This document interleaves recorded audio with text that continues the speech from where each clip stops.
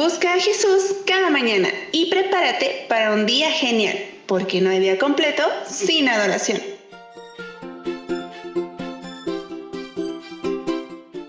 Hola, muy buenos días. Gracias porque nos acompañan nuevamente en esta nueva semana y en este nuevo día. Les saludamos con mucho gusto. Les damos una bonita bienvenida a estudiar la lección número 10. Misión en favor de los no alcanzados, primera parte. Nuestro versículo, Hechos 17:24. El Dios que hizo el mundo y todo lo que hay en él, que es el Señor del cielo y de la tierra, no habita en templos hechos por manos humanas. Gracias, Rosalena. Al describir lo que Pablo hizo en Atenas, Lucas escribió: así razonaba en la sinagoga con los judíos y con otros piadosos, y en la plaza cada día con los que concurrían. Hechos 17:17. Naturalmente, Pablo habría estado más cómodo trabajando entre los judíos, que era su propia carne y sangre, pero el apóstol se negó a conformarse con trabajar únicamente con los suyos. Había sido llamado a alcanzar a otros. O Pablo podría haber trabajado solo con los gentiles temerosos de Dios, cuya visión del mundo ya había experimentado un cambio sustancial. Estos tenían una base bíblica para lo que Pablo podía construir, aunque todavía necesitaban conocer al Dios a quien temían, Jesús el Mesías. Pero no. Mientras estuvo en Atenas, una ciudad famosa por su filosofía, Pablo trató de llegar a la gente de allí también, que tenía un trasfondo y una cosmovisión radicalmente diferente de la de los hebreos y su historia sagrada, que constituían el fundamento de la fe que Pablo quería enseñar a los atenienses. Así que, ¿cómo trató Pablo de llegar a esa gente y qué podemos aprender de sus intentos, Rosalena? Esto es lo que vamos a ver esta semana, ¿verdad? Así que vamos directamente a lo que vamos a ver este día, hoy domingo 3 de diciembre. El título es Un hebreo en Atenas, hablando de esto de Pablo. Y vamos directamente a lo que nos dice la palabra de Dios.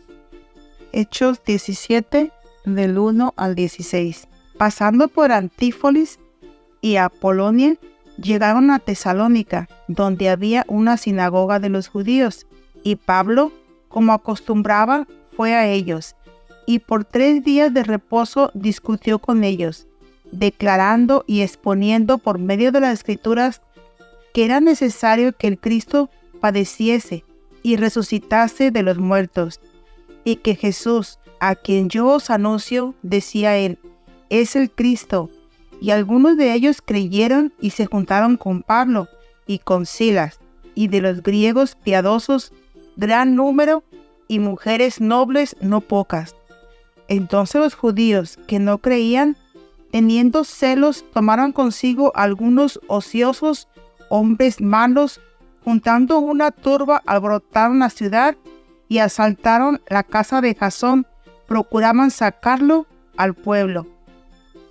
Pero no hallándolos, trajeron a Jasón y a algunos hermanos ante las autoridades de la ciudad, gritando: estos que trastornan al mundo entero también han venido acá, a los cuales Jasón ha recibido, y todos estos contravienen los decretos de César, diciendo que hay otro rey, Jesús. Y alborotaron al pueblo y a las autoridades de la ciudad oyendo estas cosas. Pero obtenida fianza, Jasón y de los demás los soltaron. Inmediatamente los hermanos enviaron de noche a Pablo y a Silas hasta Berea, y ellos, habiendo llegado, entraron a la sinagoga de los judíos, y estos eran más nobles que los que estaban en Tesalónica, pues recibieron la palabra con toda solicitud, escudriñando cada día las Escrituras para ver si estas cosas eran así. Así que creyeron muchos de ellos, y mujeres griegas de distinción, no pocos hombres. Cuando los judíos de Tesalónica supieron que también en Berea era anunciada la palabra de Dios por Pablo, fueron allá y también alborotaron a las multitudes. Pero inmediatamente los hermanos enviaron a Pablo que fuese hacia el mar, y Silas y Timoteo se quedaron allí. Y los que se habían encargado de conducir a Pablo le llevaron a Atenas, y habiendo recibido orden por Silas y Timoteo de que viniese a él lo más pronto que pudiese, salieron, mientras Pablo los esperaba en Atenas. Su espíritu se enardecía viendo la ciudad entregada a la idolatría. Así que ahora vemos a Pablo aquí, ¿verdad? En el libro de los Hechos, siguiendo su camino en esta predicación, y ahora llega a Atenas, como lo hemos visto, ¿verdad? Y vamos a ver cómo respondió Pablo, ¿verdad? Dice que vio la ciudad llena de ídolos, o la gente entregada a los ídolos. Entonces se enardeció su corazón, dice como que se entristeció o se perturbó también de ver tanto, ¿verdad? La ciudad de Atenas estaba, como dijimos en el versículo 16, llena de ídolos. Como Pablo conocía la historia de su propio pueblo y sus tendencias a la idolatría, a pesar de las interminables advertencias, estaba también molesto por todos los ídolos que también encontró en Atenas, Rosalena. Sin duda, Pablo estaba motivado por la compasión hacia los atenienses, José Ramón, que morirían en sus pecados si no llegaban a conocer al Dios verdadero. Por esa razón es que yo creo que Dios lo llamó a esa ciudad, ¿verdad? Ciudad de Atenas. Sí. En la actualidad, nuestras ciudades siguen llenas de ídolos, aunque sean menos evidentes que los que vio Pablo. Y, por desgracia, muchos creyentes pueden pasearse tranquilamente por una ciudad sin reaccionar en lo más mínimo ante sus ídolos. Sin embargo, Pablo tenía suficiente sintonía con el Espíritu Santo para responder. Y yo creo que aquí es donde entramos en acción nosotros también. Debemos de hacer algo por personas que a lo mejor están entregadas a los ídolos, pero hacerlo con un espíritu del de Dios para poder hacerlo bien, ¿verdad, Rosalena? Así es, a diferencia de otros creyentes que aún no comprendían que el Evangelio es para todo el mundo, Pablo sabía que Dios quería que los atenienses se salvaran junto con todos los demás. Comprendía que el concepto de misión global consistía en llevar el Evangelio a los grupos de personas no alcanzadas de ninguna forma, incluyendo a los paganos idólatras, así como a los filósofos que atestaban las calles de Atenas. Sí, por esa razón es que Pablo frecuentaba el mercado donde se encontraba esa gente. Podríamos decir que formó el primer centro de estudios de misión global, donde utilizó el mercado con el fin de estudiar y probar métodos para llegar al corazón y la mente de esos paganos. Como le llamó tanto la atención, buscó la manera de cómo llegarles a las personas, ¿verdad? Pablo sabía que no podía acercarse a los atenienses de la misma manera que se acercaba a los judíos o incluso a los gentiles temerosos de Dios.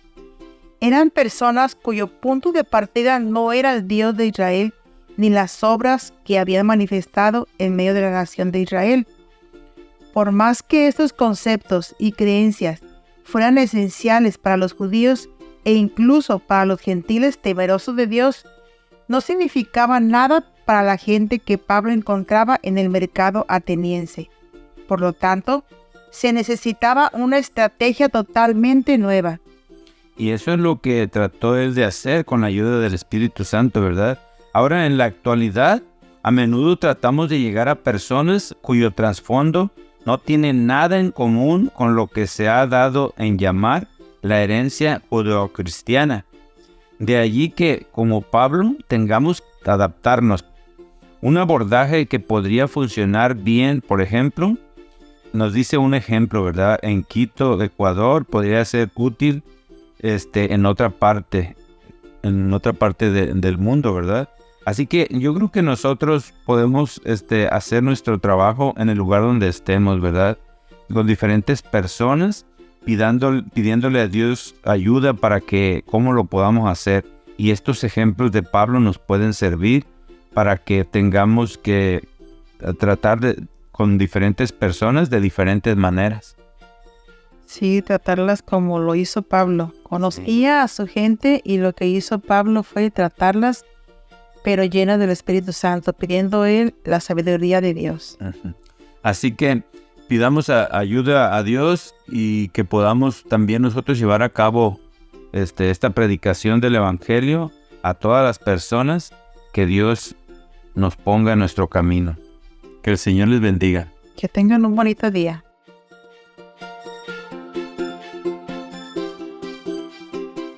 Gracias por compartir esta reflexión y ser parte de esta alabanza.